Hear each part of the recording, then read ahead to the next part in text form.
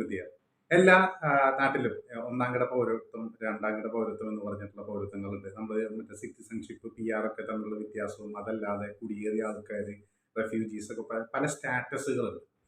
കേരളത്തിൽ നമുക്ക് രണ്ട് പൗരത്വങ്ങളാണ്, ജന്മിയും അടിയാനും എന്നുള്ള ഒരു അതേ സംവിധാനം തന്നെ. ഒന്നാം കിട പൗരത്വം, രണ്ടാം കിട പൗരത്വം.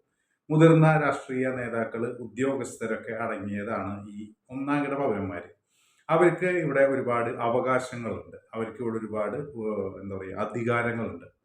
പക്ഷെ അവർക്ക് യാതൊരു തരത്തിലുള്ള ഉത്തരവാദിത്തങ്ങളില്ല, അവർക്ക് യാതൊരു തരത്തിലുള്ള കടമകളും ഈ രാജ്യത്തിനോടില്ല. കാരണം അവർക്ക് എന്തു വേണമെങ്കിലും ചെയ്യാനായിട്ടുള്ള അവകാശങ്ങളുണ്ട്.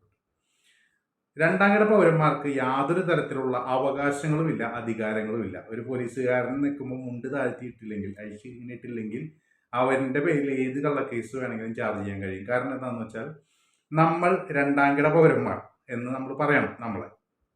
നമ്മൾ രണ്ടാം കിട പൗരന്മാർക്ക് അത്തരത്തിലൊരു അവസ്ഥ വരാതിരിക്കാനും ഒന്നാം കിട പൗരന്മാരായിട്ട് ജന്മിമാർ വരാതിരിക്കാനും വേണ്ടിയാണ് നമുക്ക് ഭരണഘടനയുള്ളതും നമുക്ക് ഈ പറയുന്ന ജനാധിപത്യ സംവിധാനമുള്ളത്. അപ്പം എന്തുണ്ടാവണം?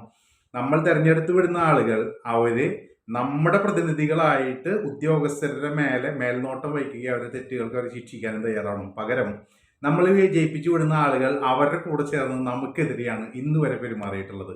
ഒരു പാർട്ടിക്കും അതിനൊരു എക്സ്ക്യൂസ് ഇല്ല.